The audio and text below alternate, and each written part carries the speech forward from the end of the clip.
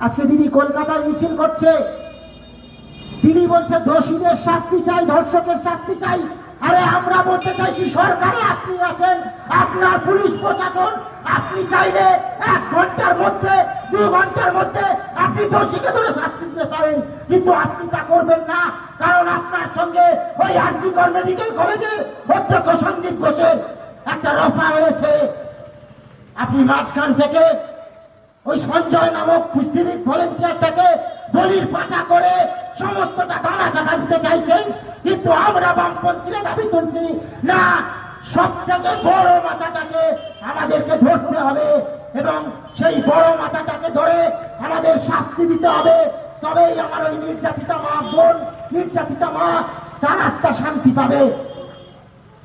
10 লাখ টাকা দিয়ে আপনার মেয়ের সঙ্গে রেপ করা যায়? আপনার মেয়েকে রেপ করে মেরে